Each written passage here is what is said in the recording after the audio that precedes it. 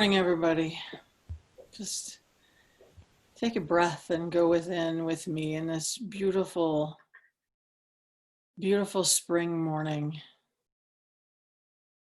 And I know today that in that breath lies the presence of spirit, the presence of God, the presence of the force itself that moves and breathes and has its way through each of our lives, connecting each of us in this moment where we know that while we are physically apart, we are spiritually centered together in this heart tribe moment, in this moment of peace, in this moment of love, in this moment of all that is possible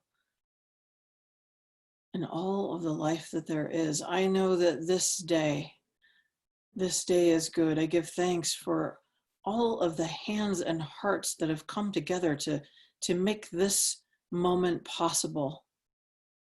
The people of Zoom, the people of Facebook, our music team, our youth team, our ministry team, all of us, all of it together working to create this one life, one moment experience where we can be still and know. So in that thanks, I release this moment. I release this time knowing that it unfolds in the absolute perfection of life itself. And I ask you to join me by saying, and so it is.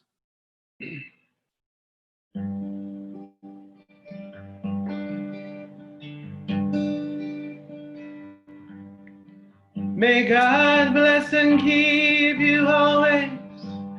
May your wishes all come true. May you always do for others and let others do for you. May you build a ladder to the stars and climb on every rung. May you stay forever young. Forever young, forever young, may you stay forever young.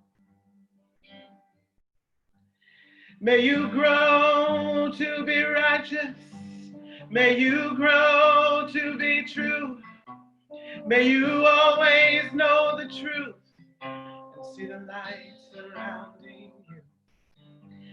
May you always be courageous, stand upright and be strong.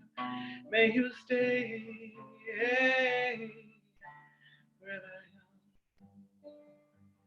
forever young, forever young. May you stay forever young. May your hands always be busy. May your feet always be swift. May you have a strong foundation when the winds of change do shift. May your heart always be joyful. May you always sing your song. May you stay forever young. Forever young. Forever young. May you stay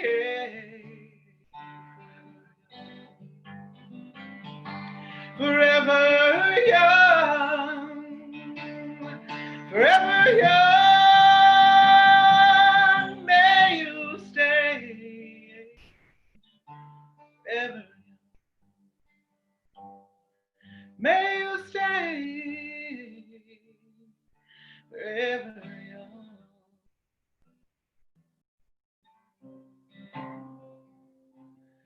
May you stay forever young.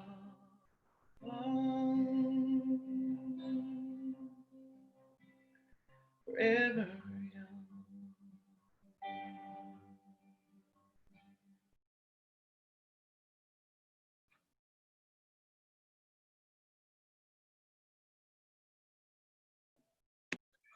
Thank you, Robin Hackett. It is always lovely to see you. And so, my friends, let's start as we do each week. Just put your hand over your heart. Take those big 3 deep breaths, especially if you haven't had one all week. And say these words with me, anchoring our heart and mind connection: care, appreciation, gratitude, compassion. Care, appreciation, gratitude, compassion. Care, appreciation, gratitude, compassion. Care, appreciation, gratitude, compassion. So wow, I have so much I want to share this morning, and then yet tomorrow is Memorial Day, and today I am to speak on the great work of our lives, and tomorrow is Memorial Day. And I recognize the privilege of living in the United States, in this country, even if it's messy and we see things as messed up and messy.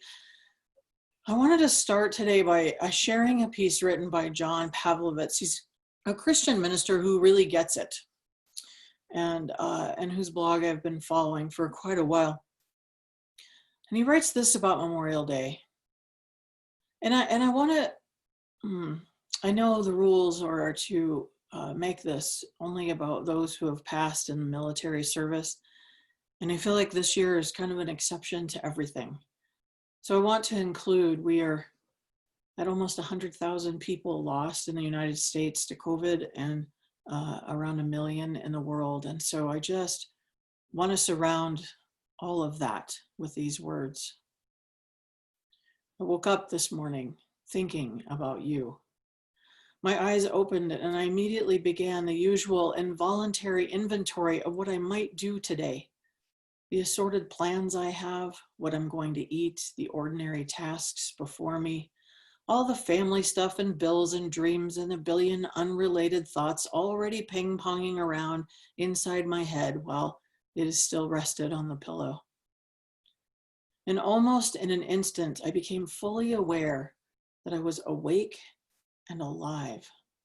I realized that I am here in this bed, breathing, feeling, planning, and preparing to rise to step into all of the waiting world.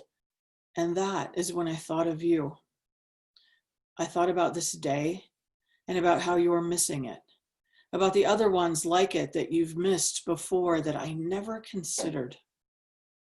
I thought about how many of those days I took for granted or squandered complaining or worrying or missing what and who was right in front of me. I thought about those who are missing you today, the loved ones and lovers who must settle for photographs and memories. It reminded me again of the unfathomable blessing of those who share my sacred mundane with me every day. And it seems terribly insignificant, almost insulting, to offer an easy thank you for your service and your sacrifice, because honestly, it's all too much for me to even comprehend. I have never died for anything. I have never spent everything on behalf of someone or something else. I am awake and alive here in this morning, and you are not. And so I will find in those truths as fitting a reply as I can to you and to your life. I will live today as a response of gratitude. I will be fully present in this day and to those who share it with me. I will remember you, what you are missing, and those who are missing you. I will fight for the best version of this country that I can make. In some small way, as I run and plan and hug and laugh and eat and rest and do the act of simply living, I will remember that I am here. I will try to live well this day that you cannot. In this way, my very life will be a memorial day to yours. I am grateful that I thought of you today when I woke up. I know that I will see this day differently now. I hope that I will live it better. Thank you for opening my eyes. Thank you for waking me up. So I am to speak on the great work of our lives. And I thought, well, there's nothing like getting a little tiny topic after taking a couple of weeks from speaking, off from speaking, is there? And all week I looked for just like one answer. I was like Norman, you know, in the cow thing from the movie that I can't remember right now. But I just wanted the one thing that I could land all this with. And well, I have three, maybe. I might have more than three, but right now I have three. And Jenny told me she thought this would be an easy one for me, that I love talking about having a vision and moving towards it and living abundantly. And I do love that. But it didn't seem like it right now in this time. It just didn't seem like it. And there were these little glimpses along the way in the last week as I was stirring this in the back of my mind, these little glimpses about joy and about selfless love, and then about living in our authentic self. And so you get three, and I hope that one of them speaks to you. So let's talk about joy for a minute. Simple joy. You know, this one really landed for me in this last couple of weeks. It's been kind of stirring up in this last couple of weeks about, of all things, bike riding. Now, some of you might know that I actually love bike riding, and bike riding has become this thing that resembles work in some ways. You know, you put aside hours and you put on a bunch of gear. And in my case, it was mostly a thing I was going to do to get back in shape and to lose weight and, you know, on and on and on. And so when we go for a bike ride, I'm like using an app to clock miles and time and wondering if it's enough and checking calorie counts and all, you know, does anyone know what I mean here? I think you do. But there has been something in me that remembers just riding a bike and feeling free and strong and happy. Do you remember the first time you took your hands off of the steering wheel and off the handlebars and just leaned back and let the wind go through your hair, and the confidence of knowing that even if you fell, you were going to be okay? And of course, there were no helmets then either, so we all fell and we were okay, but I'm not recommending not wearing a helmet, but nonetheless, do you remember that freedom, that sense of freedom? So Jenny and I, we decided to take some of the vacation money that we had set aside for a vacation that's not happening this year, and to go try out these cruiser style, kind of like beach cruiser style e-bikes. You know, we want to be people, we want to be people that ride to the store and ride when we go out to eat and ride when we go to the theater. And Fort Collins is a town where you can do that. So we wanted to be people that ride. And these are bikes that are designed for bags and designed to carry things and all that. And we get on these bikes and we just jump on and ride, just to go for a ride with no counting. And it kind of got me thinking while I was driving the other day about all the counting and all the stories and then in contradiction, the stories I'm hearing right now about families that are playing together because they're not running from one practice to another. And I wondered if we have lost something in all the scorekeeping and counting. How many of you, I want you to close your eyes for a second if you want to, and bring to mind the first time you rode your bike by yourself. The first time you connected the bat with the ball and you hit it. The first time that you kicked a goal or made a basket or played Stairway to Heaven all the way through on your guitar, or hit a new note that you'd been trying to master, or baked your first cake all by yourself. And I want to know if you remember the sheer joy of those moments, the sheer joy of scoring, not to win, just to score. And it came to me that what if part of the great work, or what if the great work of our lives was to live in the joy of those moments, not as memory, but to continue to create those moments and to stop counting them. And particularly to stop counting how many we have or how many we've done compared to how many someone else has, or how many we did the day before, and to stop competing with ourselves. How many comms, how many miles, how many calories, could our great work include a release of competing with ourselves so that we could just take joy in the activity and the movement and the motion and the whatever it is that we are creating, whether it's a cake or a bike ride? And what if we could create cake and not get all in our head about it being bad for us? What if we could just create and be in joy about it? Which then leads me to love.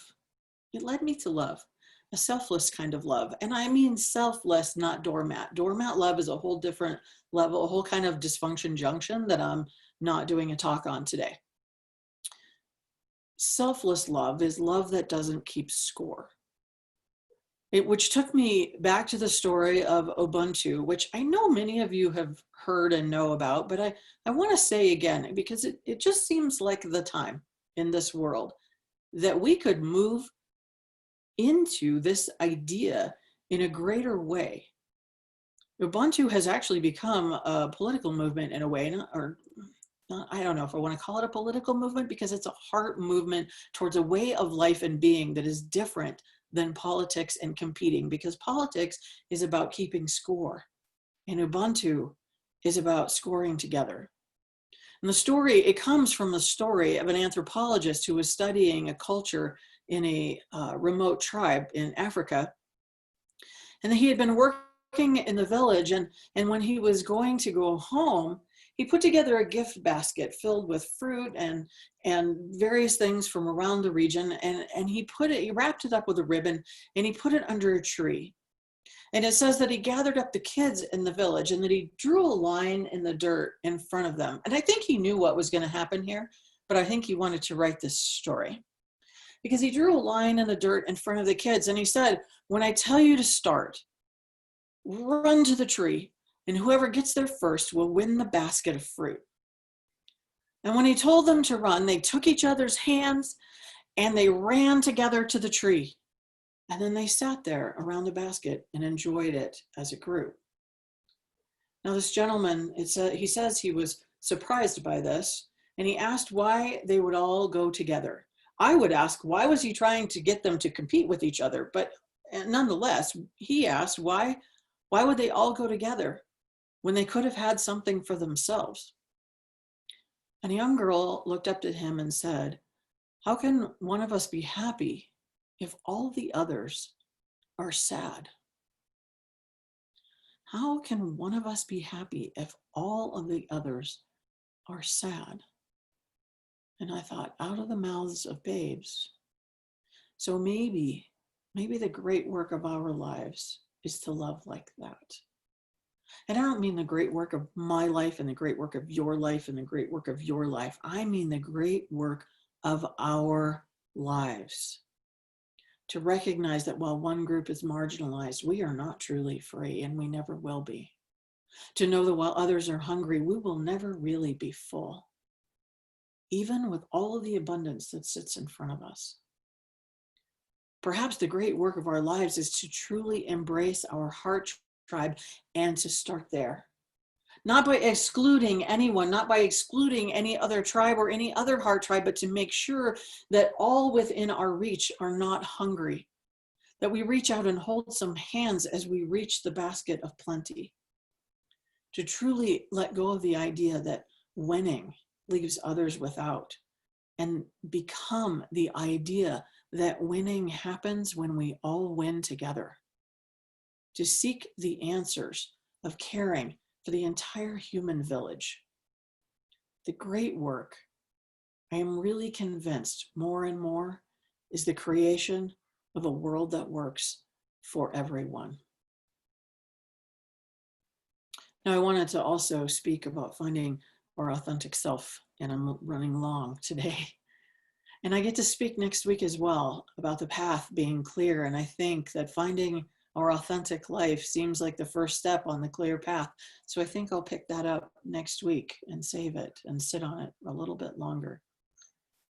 I do want to share some words from the great theologian Howard Thurman, who said, there is something in every one of you that waits and listens for the sound of the genuine in yourself. There is something in every one of you that waits and listens for the sound of the genuine in yourself. So your homework this week is to do something you love, something that you remember the joy of, just for the joy of it. You know what I mean here? Ride with joy, walk with joy, eat with joy, cook with joy, be grateful with joy. And I want to say that this is not a selfish thing at this time of so much grief and heartache and misunderstanding and fear. In fact, it might be the thing that begins the transformation. There is nothing that will transform fear and grief except love and understanding. And maybe right now, we are called to the great work of our lives, to find new ways of loving without competition, new ways of sharing without fear, and new ways of expressing joy without guilt. Listen for the sound of the genuine in yourself. Or as I read earlier from John Pavlovitz, in some small way, as I run and plan and hug and laugh and eat and rest and do the act of simply living, I will remember that I am here. I will live today as a response of gratitude. I will be fully present in this day and to all of those who share it with me. You are loved, my friends. How about some prayer? And so as I go within once more and know, absolutely know that we are deeply connected, that in this moment there is nothing but life and breath and spirit and love, that there is nothing that surrounds us but love. I call forth the most amazing arms of love and grace and peace that have ever been to surround all of those who are hurting and feeling grief and feeling sadness and feeling aloneness and feeling whatever it is that we are feeling in this time. And I call forth a moment where we all listen to that thing that we are experiencing and ask it what it is here to tell us. What is it that it is telling us in contrast to the life that we are living? If I am grieving today, what will that have me know? And I just know comfort and grace and peace. And I know healing and health and well-being. And I know that in the power of our word is the almighty ability to lift this thing off the planet and transform it into the air from which it came. I know that miracles are happening in every day and in every moment. I know that people are showing up for each other, and that is the miracle of life itself. I know that as we look at the world and we say, how can we make this work for everyone? That it is this time and this moment that we have all been practicing and gearing and loving and meditating and praying for. And I hold it and allow it and let it become. And I give incredible thanks for each moment, for this moment today with my heart tribe and all of you who have joined us this morning. I give thanks for the sun and the stars. I give thanks for the wind and the rain and I give thanks for the peace that passes all understanding. And I hope that you will join me in all of that by saying with me, and so it is.